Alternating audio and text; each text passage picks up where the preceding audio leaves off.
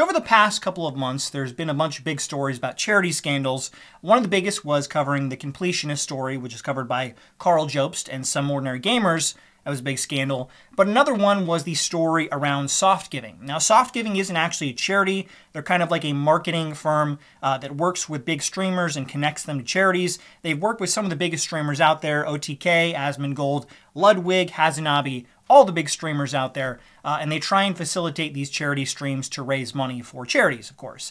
Now, what ended up happening was this individual, Jacob Wolf, who we're going to be showing in the interview in a minute, he actually released a story. He's an investigative reporter saying that upwards of this company raised millions of dollars over the past couple of years, and upwards of, I believe, about 40%, he claims, actually went towards Softgiving and all of their expenses and didn't actually go to the charities, which is a massive amount of money. When people are donating money, they're not expecting 40% of the hundreds of thousands or millions of dollars that are raised in these charities are just going towards expenses and not actually helping people. So obviously this was a big story when it broke. I believe Moist Critical actually made a video covering this as well.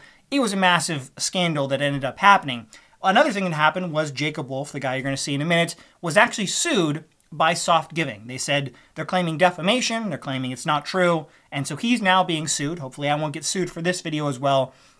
But I wanted to get down into the weeds of the story, break it down.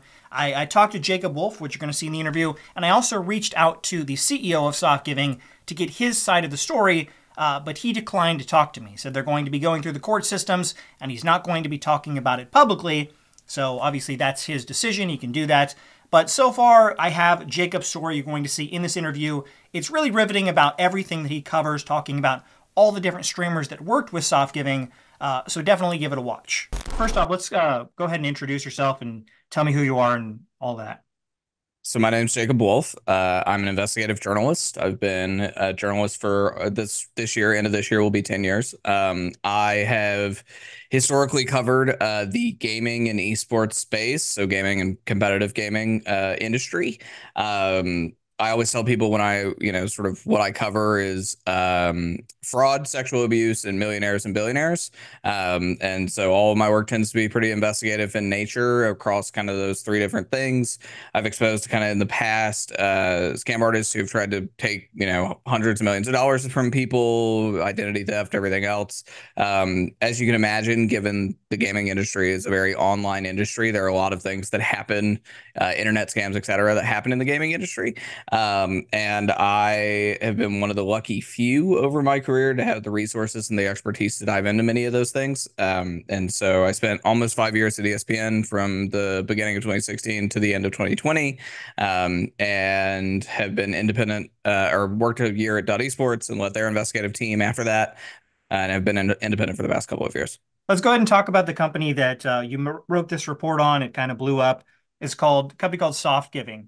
And they're I don't think it's safe to call them a charity. They're kind of like a They're not. marketing agency.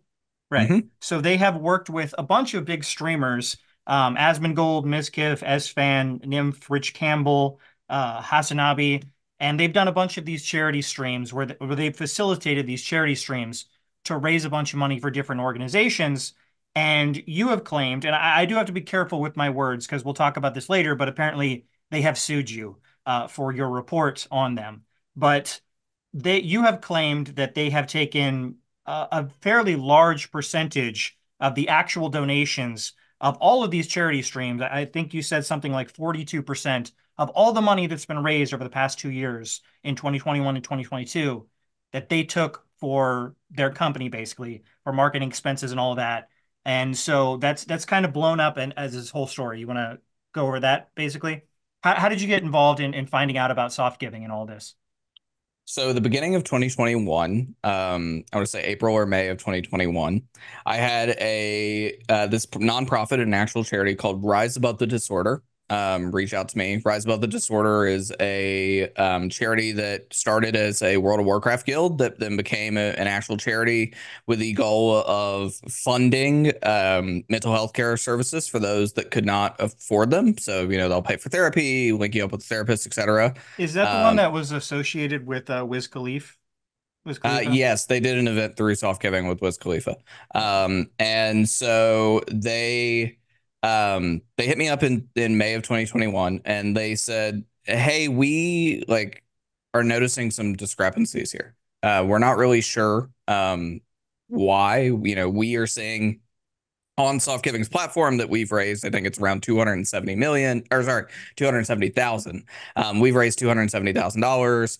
We only remember getting paid about 100 of it or so. So, and they've sent us these documents, but we're not like, it's not, the math's not mathing, basically. We're like confused why there's so much money missing. The spreadsheets like show what they were spending expenses on.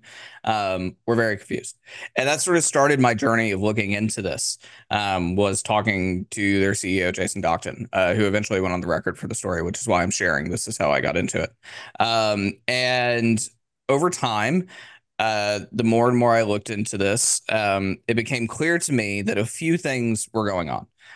One, they were compensating influencers to run charity events.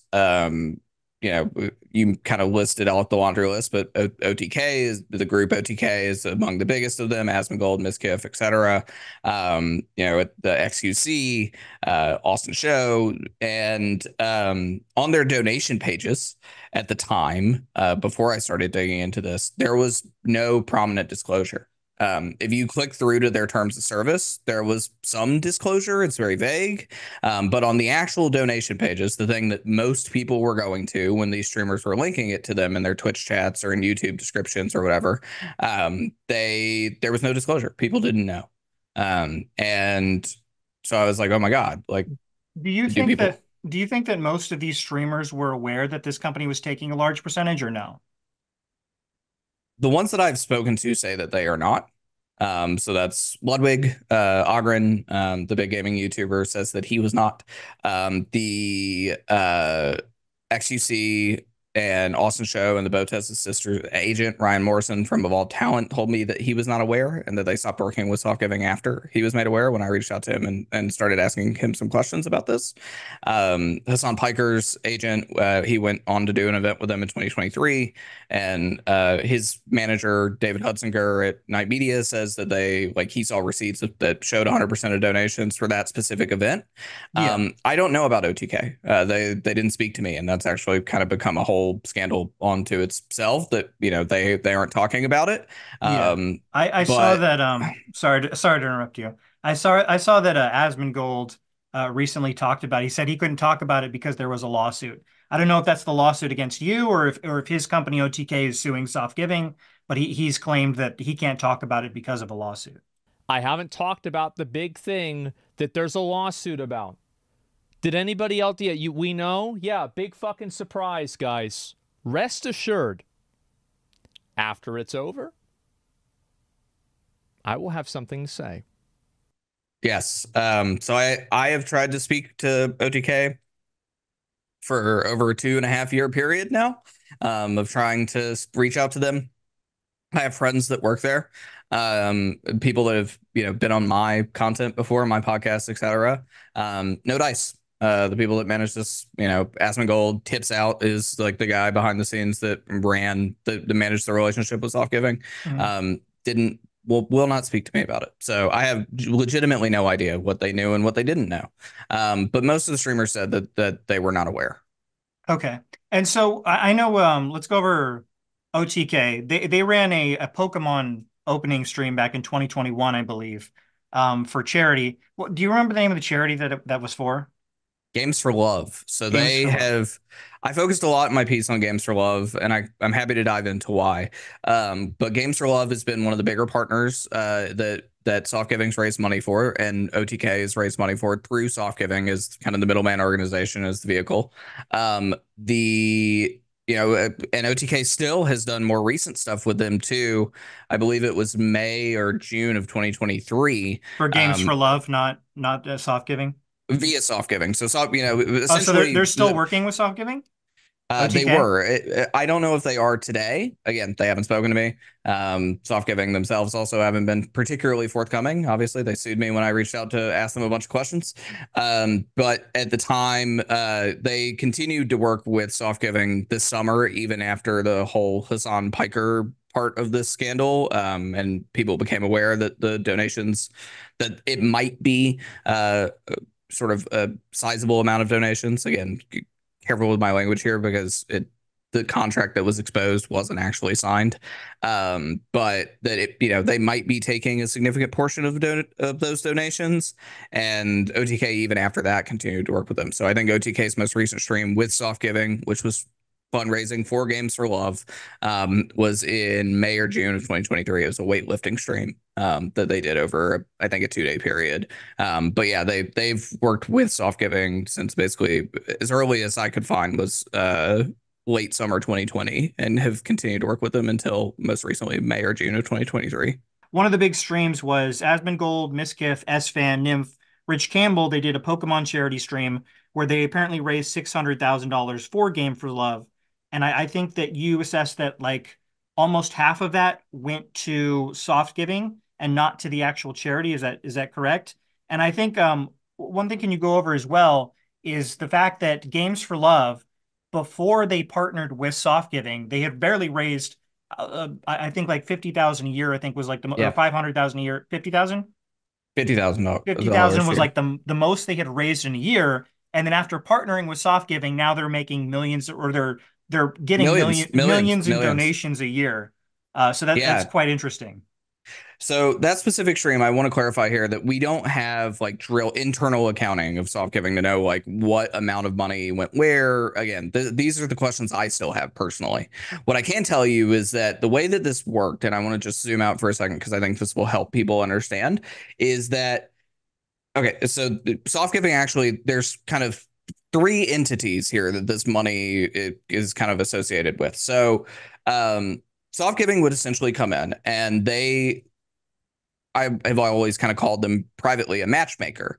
They would matchmake charity and an influencer, right? So they had a lot of the people they just laid off a couple days ago, were a lot of these like influencer recruitment type people who are very connected in Twitch, or will reach out to Twitch streamers, etc. And then there would also be charity management type folks that would go and say, "Hey, charity, we want to raise money for you," right? And I have seen them offer deals to people that range anywhere from 0% to 50%, up to 50.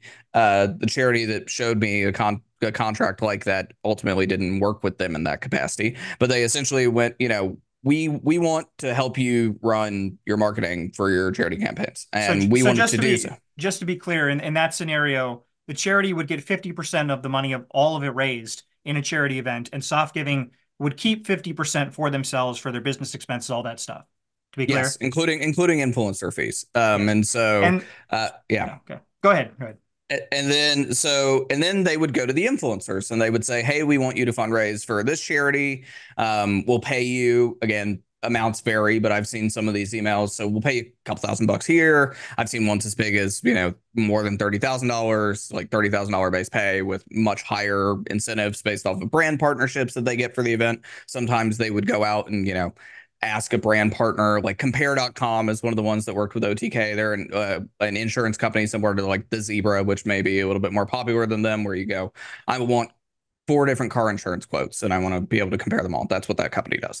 And so, sometimes they get brand sponsors to come into this charity event, and they'd kind of put it all together in an event. And then the streamer would go and they'd live stream and they'd promote all this stuff, and they'd encourage their fans and, the people watching to go donate.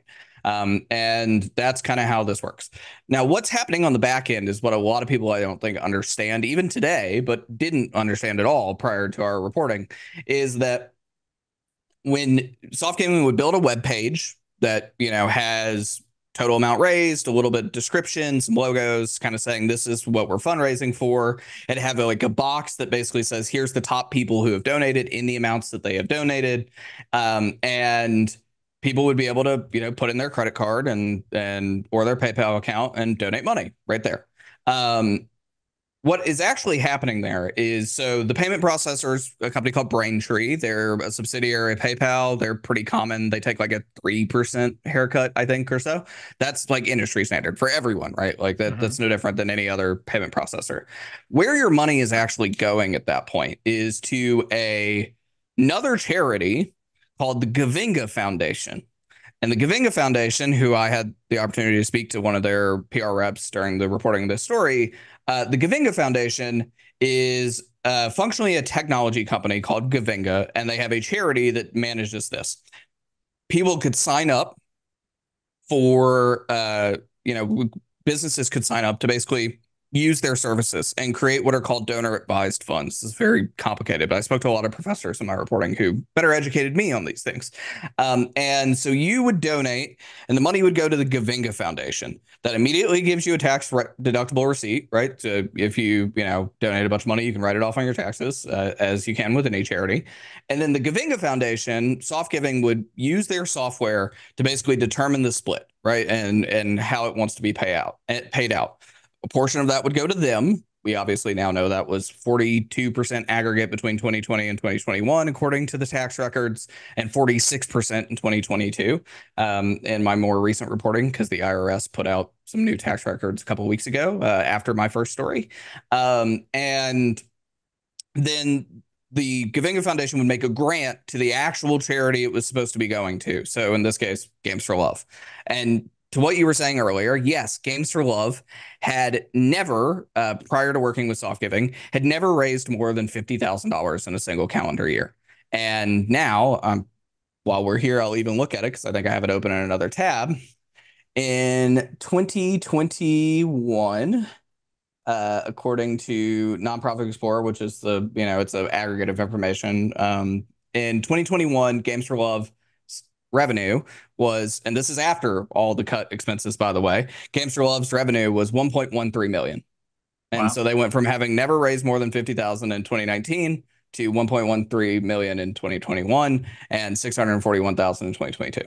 So And soft giving, I mean, they obviously they're I gotta be careful with my words, but obviously there's a lot going on behind the scenes, but at least for marketing, they did an amazing job for that fantastic company. job. Okay? Yeah, I mean, if you're Games for Love, this is a great deal for you. Even if it is a significant percentage. Again, we don't know the specific percentage of what, because Softgiving worked with a bunch of charities, so we don't know kind of which ones they took more money from than others. But we know kind of what they took broadly thanks to the tax records, right?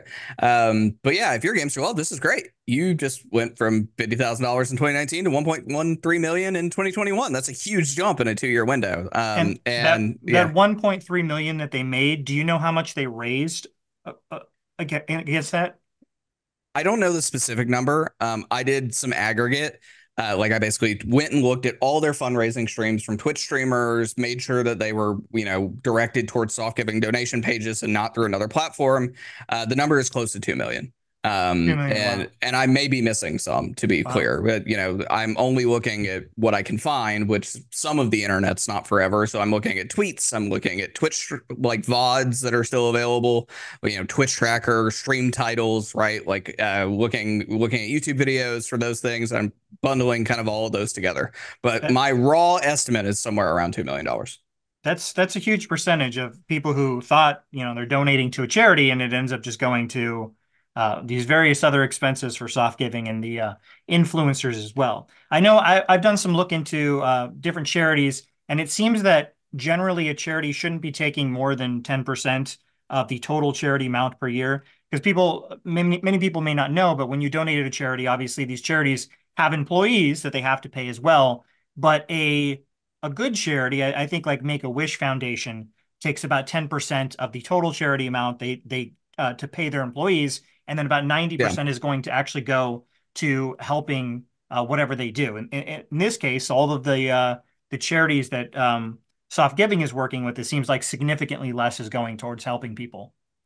So the two things about this. So what you just described is called the dollar to mission ratio, is the sort of charitable language, right? How much of your dollar goes to your mission, right? So how much of it goes to like programs that you're running or donating to other charities in the case of pass-through foundations. That is the big argument. And this is, I highlighted this in the first sort of section of my article after the introduction, but this is something I immediately talked about because this is an argument that even actually the CEO of Softgiving, Matt Faltzgraf, has gotten into publicly because he publicly has supported the ideology of a guy named Dan Pallotta. Dan ran in the 90s and the early 2000s the AIDS Ride, and this is essentially a fundraising event around several fundraising events around the U.S. in major cities, both East Coast and West Coast, to bicycle riding to benefits AIDS research. And Dan Pallotta was sort of eventually driven out of the charitable industry because it came out how much was actually not going to charity. And I believe the final AIDS ride that ever happened, which I believe is in 2002, 2003, you can look it up, took, I think, about 83% was spent not on charity. 17% went to charity. So that clearly, I think there's some inspiration there.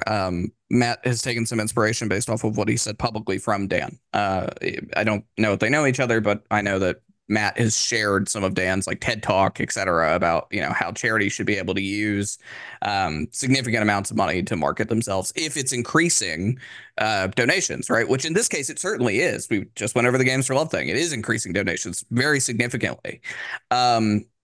So that's part one. Part two is how this was done. And this is really crucial. How this was done would not make it immediately obvious to the naked eye, right? So a third-party watchdog site like Charity Navigator or Charity Watch would look at a Games for Love, and they look like one of the best charities on God's green earth because if you look at their tax filings, it says $0 in fundraising expenses. Their expenses look extremely minimal, other than their programs, which again, this is what you're actually donating to charity for, what they're doing. And Games for Love is a foundation that essentially takes and provides like video game related therapy, you know, bringing consoles into hospitals, etc. for terminally ill children. That is what Games for Love does. And you look at their tax records and they're amazing. I don't think that they've ever been scored by Charity Navigator or Charity Watch, but like if they were, they would get really good flying colors because the money is being actually raised through the Gavinga Foundation, and the Gavinga Foundation is doing the payouts to Softgiving and to the actual charity it was meant to go to. What the actual charity receives in revenue is mostly spent on programs. And that's why another part of why this was so important. I think really the story was really important for two reasons. One, to just like inform donors, because it's clear to me that the donors did not know for 3.5 years, you know, basically since this started happening more and more in early 2020 is when most of this began, from what I can tell. And then part two, I think, was also because some of the charities involved, like, technically they didn't spend any money on fundraising expenses, but they kind of did because it came out of the donation pool. So it wasn't particularly transparent. None of this was transparent. And that's why the story meant a lot to me. So Games for Love, do you know how much they had to, do they have to pay Softgiving, or does Softgiving just take a percentage, or how does that work? I'm not sure the exact relationship between them and Softgiving. I have seen contracts that Softgiving has offered to other charities. So there's one charity that spoke to me on the record called Stack Up, which is a veteran and active duty military charity benefiting those folks. And Stack Up was offered twice, two different times, 50-50 deals, where it was 50-50 deals minus influencer fees. So essentially, throw the pot of money donation, the influencer fee comes off the top, because Softgiving essentially in this scenario would pay it up front, right? And then they would reimburse themselves out of the donation pool, and then they would take half, and then they would put half towards Stack Up. So I've seen templated contracts of that they offered to Stack Up. Stack Up never signed them. So it's not clear to me how the relationship works between Softgiving and every single charity. And I know there are some charities where I don't think they took almost any percentage because, they don't have that kind of working relationship with the charity. They're just benefiting the charity, right? They had two different types of programs. One called Hero. Anyone could fundraise. There's no payment to the streamer. You just start, you or me could sign up and start streaming through that today.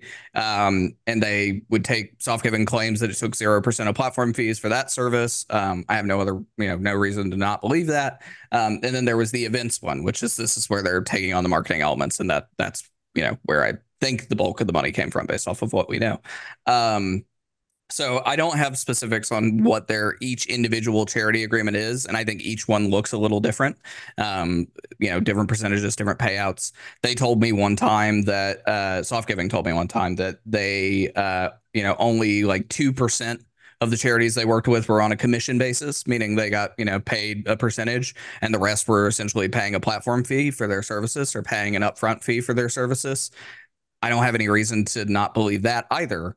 But what I can say is if a lot of the money was, being raised for the commission-based charities, it doesn't matter if it's 2% of the charities they work with, or they work with hundreds of them, and you're focusing on the few that are on that agreement, that type of agreement, then obviously the money is, being split very significantly. And again, I've asked a lot of questions to them, and I'd still like to talk to them. They're suing me, but at the same time, I have continually reached out. I reached out this week when they made the layoffs. Um, I've reached out multiple times over the past few weeks, and I would still be open to speaking to them. They've never given the opportunity for me to get on the phone with them ever. They've sent me a media brief during my reporting, which was like a Google Doc of kind of, their sort of cherry picked facts here and there.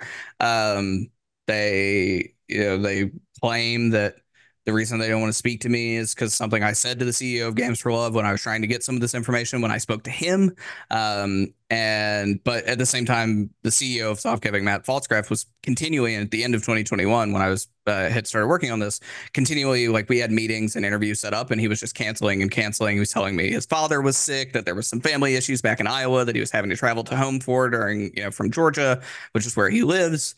And there was just no transparency here with me. And actually, Matt, very frequently when someone would call them out on social media, Matt would say, let's hop on a call about this. And none of those people would ever get on the phone with him. So there was just a significant lack of transparency. And that's why we thought this story was so important. All right, so let me go ahead and just play devil's advocate here for Softgiving for a second. What many people don't know is a lot of these influencers, they don't actually do these charity streams for free, and they actually require a fee in order to do a charity stream. And many people will be like, hey, that's really screwed up. You shouldn't be doing that. You should be doing charity streams for free. But that's just how it works within the organization. It works with celebrities as well. Many of these companies, excuse me, many of these charity streams you'll see on TV can spend millions of dollars up front in the hope to make millions more through the charity event. So say a giant stream on TV or a giant event on TV, charity stream might spend $10 million for the event, and then they'll bring in $20 million in donations, so they made $10 million in profit. Now, some people think that's really stupid, but that's how some organizations do it. So is it possible that Softgiving, the 42% that you claim they take, is it possible that, hey, that's just what they needed to take in order to compensate the streamers that were getting an expense, getting paid to do these charity streams? Totally possible. I think the crucial thing when you compare it to what else happens in Hollywood and elsewhere is disclosure and wording, right? You mentioned earlier the Pokemon unboxing stream that OTK did. Asmongold opens that stream by saying, the cards in these boxes will be going to you, and the money we raise will be going to Games for Love. So guys, obviously this is going to be part 2 of our charity event here. We're obviously giving away a ton of different stuff. The money that we raise today is going to go towards Games for Love. Many of you guys probably have seen our streams doing charity for them before, but if you haven't already, I will go ahead and briefly explain what your money is going towards and what it's going to be able to do. That's not the same as saying a portion of donations will go to Games for Love, or a portion of, again, wording's really important. Yeah. And the whole reason the story matters is transparency. I don't think there would have been a story if it was just, hey, there was proper disclosure on the web pages, right? It's right there. Donors can make up their minds, and they can decide for themselves. The streamers were vocalizing this, right? And I don't want to assign malintent to anyone. I'm also not an attorney. There's not a criminal case around this that says, that they violated any sort of FTC guideline or anything, right, around advertising disclosure. That's not like what I'm here for. But I think the story would be very different if people had been upfront. But I also think, by the way, and again, I don't know people's intent. I'm not talking to OTK, not talking to Softgiving. I don't know what they've told streamers, what they should be saying, what they should be disclosing. I haven't seen that. But I will say, I also think I have talked to a few donors who are extremely angry after my article came out, and probably would not have donated if they knew the truth, right? If they knew how much was going, how it was split, who was being paid. So what you said is totally feasible, that like this, this had to happen. But I think what's really important is that the donor wasn't in the loop, and that's why it matters. Yeah. Okay. So I want to talk about the Hassan stream for the Turkey earthquake. I don't remember, was that 2022 or 2023? 2023, February 2023. Right. So there was a big earthquake in Turkey, and he did a stream. He's originally from Turkey. He did a stream to raise a bunch of money. He used soft giving. I believe he raised over $1 million. Is that correct? He did. And during the event, this document was leaked online by someone that showed that apparently soft giving was going to take 50% of all the donations from that stream. And that he received massive backlash when that happened. A bunch of people, I think Wiz Khalif, there was some celebrity who was like, I wouldn't have donated. I was going to donate a bunch of money. I wouldn't have It was done it. I Show Speed. Yeah. I Show Speed. He was like, I was not going to donate if I found out that half the money is going to go to this company instead of actually helping people in Turkey. Hassan Piker is taking all the money for himself. He lives in a mansion. All the money is going to him so he can buy a new pool for his mansion. Yo, Chad, what is going on? Speed, it's a scam. I am being... It's a scam? Bro, I don't... Oh my God, dog. Y'all see, look, bro, I don't know who...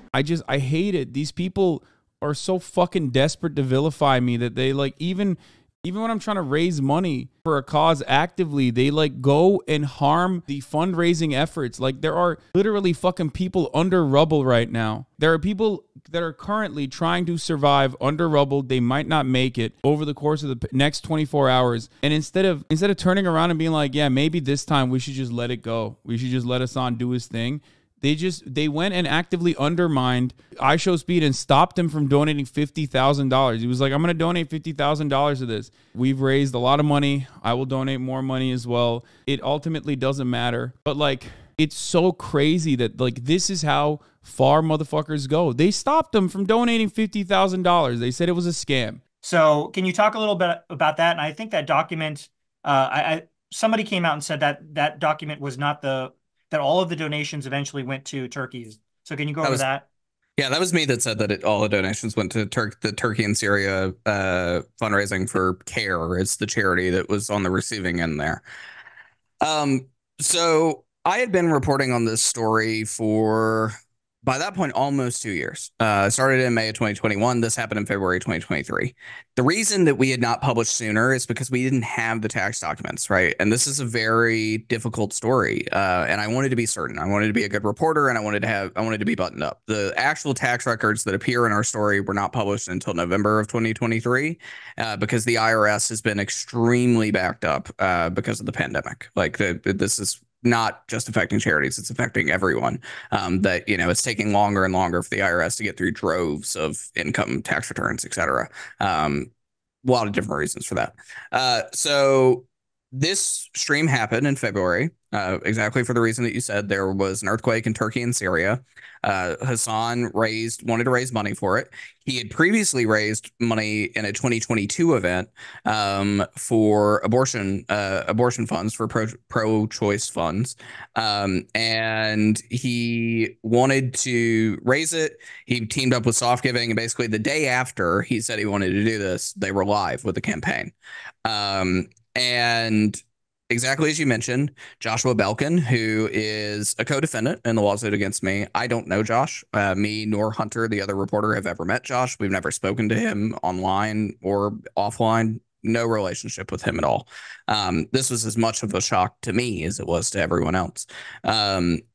He posted a leaked document that was reportedly a templated agreement that Softgiving had offered to a charity. And it said exactly what you said. It is 50%, 50, would go to... He's the one that leaked that document? Yes. And correct. He's the one that's also suing you, or he's being sued? He's being sued. So the lawsuit is me and 4 other defendants, and he is one of them. Okay. And he published this leaked document, and it, like I said, it says that Softgiving would take 50% of donations. after expenses, so influencer expenses on top. And it caused a meltdown. A bunch of people, including Isho Speed, accused Hassan of being a scammer, and that this was the situation, and that he was, accused Hassan of knowing, and accused Hassan of taking the money for himself, a bunch of other very vile things. And he had a public meltdown on stream and on Twitter. It was really bad and like horrific to watch. Um, in the end, ultimately, his manager tells me, and I've known his manager for many years, even before he worked with Hassan. His manager tells me that they received receipts that basically showed that all the money, minus like that traditional standard transaction fee, the 3% or whatever from Braintree, that all the money went to CARE, which is the charity that it was benefiting, that was doing Syria and Turkey earthquake relief. But this was the first time in February 2023 that I think the major public became aware of who Softgiving was, um, what they had offered to a charity, and a lot of people became very suspicious very quickly. A lot of other content creators made stuff, pieces about it at the time, and I had been reporting on it, but I was really waiting for the tax documents that ultimately, were published in November 2023, and that's what prompted me to finally pull the trigger on our story. Sure. And so after that whole event, Soft Giving got a ton of flack. And I believe within like a month or two, they rebranded to a new name. So they're not called Soft Giving anymore. Now they're called Brandfluence. Is that correct? That's right. Yeah. And they say in the lawsuit against me and the others that they were already doing this, like they had already planned to rebrand. I don't know if that's true or not. Can't say. But yes, they rebranded, I think, within a month or two. Okay. And so I know with lawsuits, there's some things you can't talk about, but anything you can say, so I guess they ended up suing you and several other people after your report, claiming defamation and also that you were working with other like type companies, marketing companies like them. And this was kind of like, you were working for them to destroy their company so these other companies could profit from it, basically, I guess is what's happening, what they're saying. So one thing to correct you on there, they actually sued me before my story, not after. Okay. So they had no idea what they was in tried my to story. get you to stop publishing it, right? I think that's Correct. They both in the actual lawsuit itself and a letter which I published, which they sent attached to, they emailed all of us with the lawsuit. And in a letter written by their attorney, Larry Coonan, who practices in Georgia, basically demanded we not publish this article. And we very quickly, in a day, retained First Amendment counsel, people who are very familiar with reporting, representing journalists and dealing with First Amendment issues, who did legal review of the story over a multi-day period, and we ended up publishing the following week. They are suing, just to summarize the lawsuit. They are claiming that, and I've reported on a lot of lawsuits, including defamation lawsuits. I've never seen this in a defamation lawsuit. They are essentially claiming that we conspired, that me and four others, and I want to go over who the four others are because I think that will be helpful. So obviously me, independent journalist, with, a long track record of being ethically above ground. No, like I've been criticized for being a lot of different things. No one has ever hit me on my ethics because I'm very, very kind of buttoned up and like hard nosed about my ethics. I take it very seriously. The other four defendants are Alyssa Sweetman. Alyssa is the former, I'm not sure her exact title. I'm sure I could go look it up, but essentially she was the liaison for charitable related activity at Twitch. For many years, she worked at Twitch. She's no longer there. They sued someone that worked for Twitch. Yes, she is one of the co-defendants, and then there are two other individuals and one corporation. So the other individual one of the other individuals is Michael Wasserman, who is the CEO of a company called Tiltify, who are a company. They're a tech company, software company that. They're not a marketing agency. They don't do what Brandfluence / Softgiving did, but they provide a tech platform for streamers to be able to fundraise for charities. And I went over a little bit in the story of how their stuff works, but essentially, anyone, you and I, again, you or I could go sign up for a Tiltify account. I've raised through Tiltify years ago. They didn't help me with any of that. I just did it on my own. I raised, I think, for the Humane Society of Greater New York or whatever, when I was living in New York City. And they give you like the widgets that you can put in OBS or Streamlabs, and then, you know, show how much donation counter, how much people have donated. The way that they work is they, you know, a charity pays them a monthly or an annual fee to set, you know, allow this to work with their software. And then they take anywhere from 3.5% to 5% of those donations. All in all, if you donate through a Tiltify campaign, no more than 10% is taken, because you've got the like 3% or 4% from Amazon Pay or Stripe or PayPal, plus the 3.5% to 5% that they take for their services.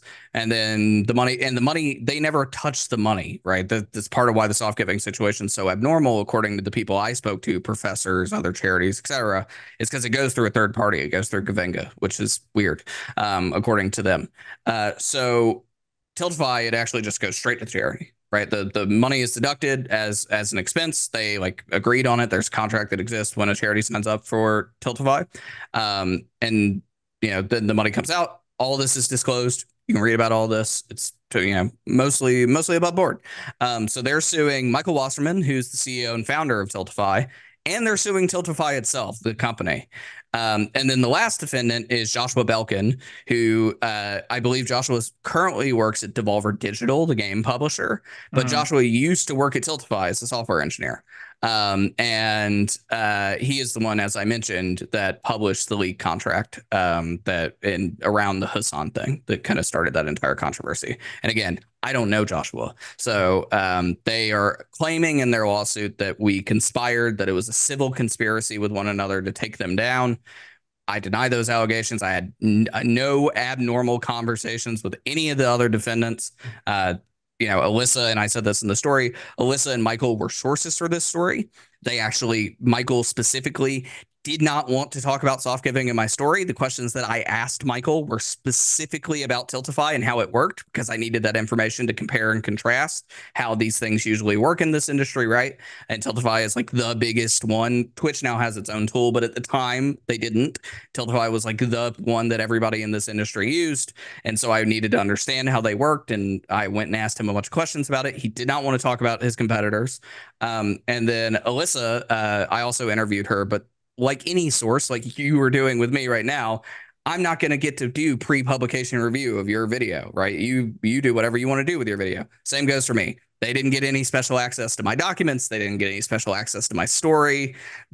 We were not working in tangent with one another. They were people that I interviewed once for this story, people that I have like bumped into at major events and just said hello to and like have known just because they work in the same industry as me.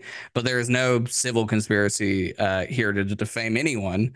And if you look at the lawsuit itself, nothing I have said is defamatory on a personal level. Again, I can't speak for them. I don't know what they've said and what's true and what isn't, but I do know that nothing I have said is defamatory, and they sued me prior to the publication of the story. So it doesn't even, you know, it's not even covering the contents of the story. And we actually talked beforehand. So you don't seem too worried about the lawsuit. Journalists face lawsuits pretty frequently, defamation lawsuits. They are very serious, obviously. I do take this very seriously. I have very good representation to handle this lawsuit. I believe in them. They believe in me, which is why they're representing me. And I look forward to beating the lawsuit in court. This feels very much like a traditional slap suit, which, you know, I take very seriously, but also I'm glad that I have the assistance that I have. Okay. And in the past, I think week or so, you actually reached out and told me that Soft Giving / now Brandfluence, apparently they laid off a big percentage of their workforce. Is that correct? That's right. So I haven't published anything about this yet because I'm waiting. I have some things I'd like to verify before I put them in public. Again, doing my due diligence here. I've written one story about them since the first one, and I'm planning to write another about these layoffs.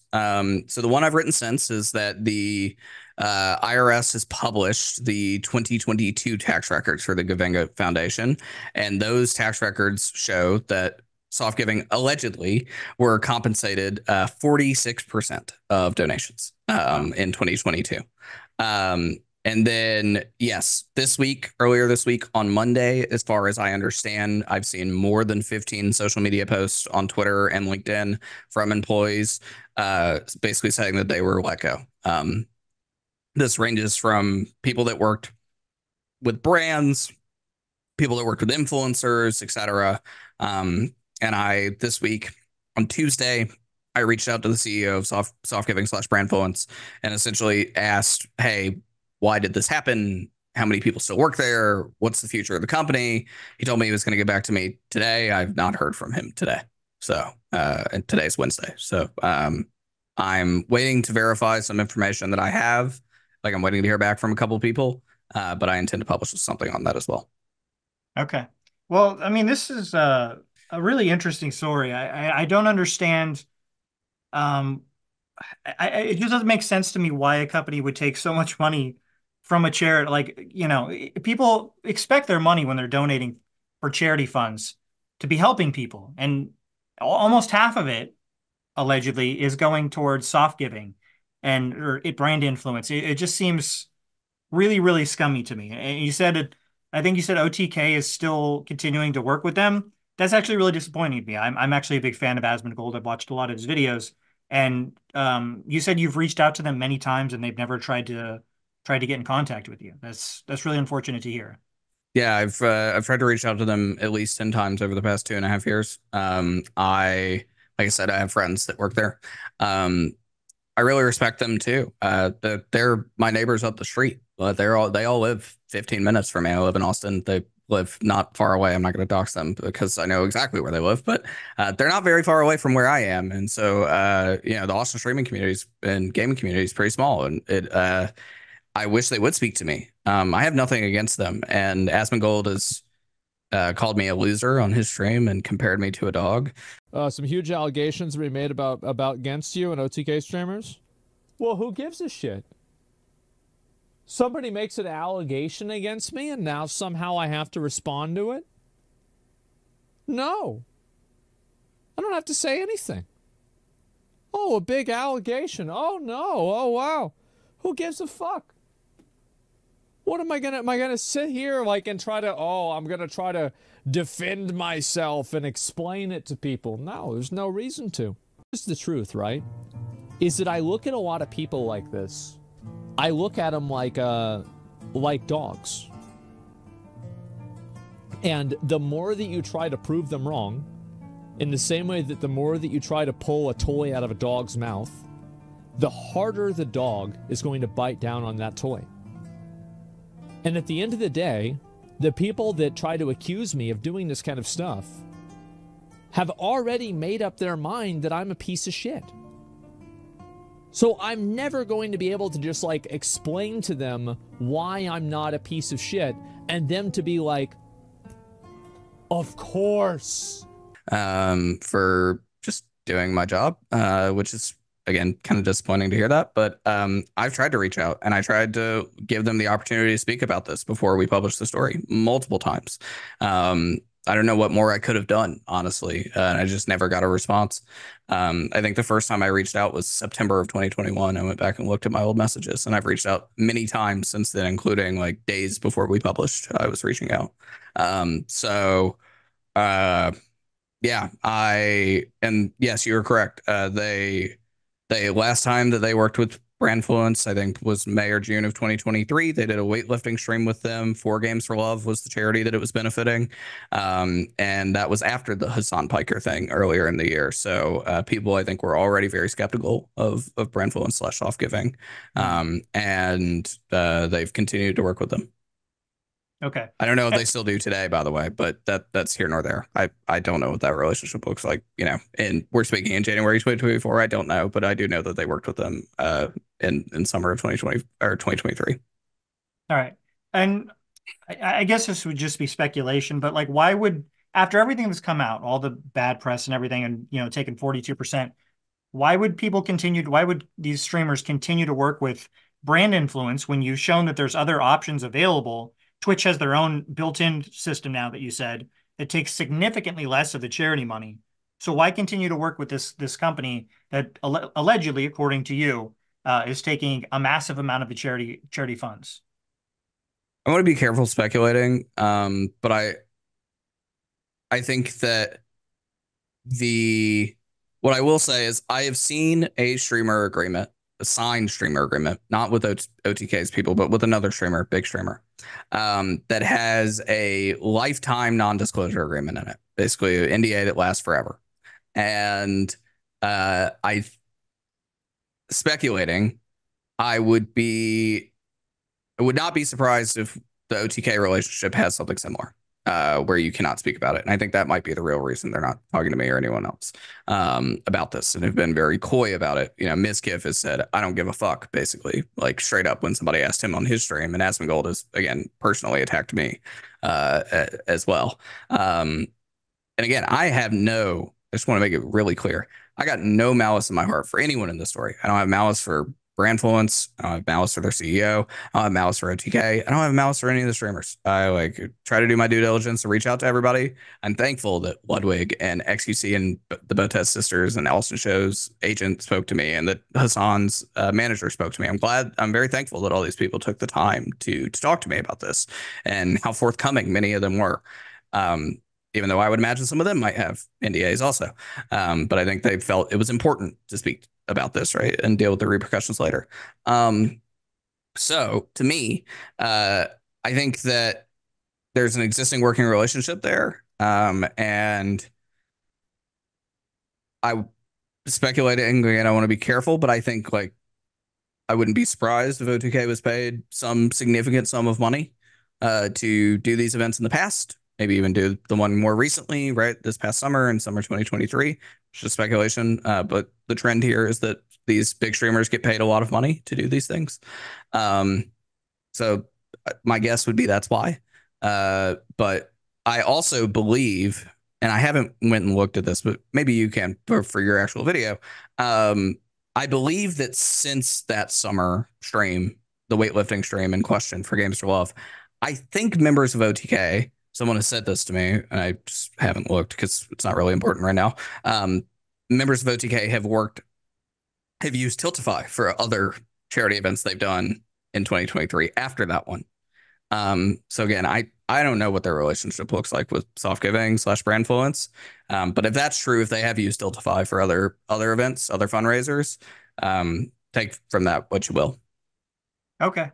All right. So just to be clear here, obviously, this is a sticky situation because they have sued you. And I want to point out, I'm not making any allegations in this video. I'm just having a conversation here with Jacob. So hopefully I don't get sued as well. But I did actually reach out to Softgiving.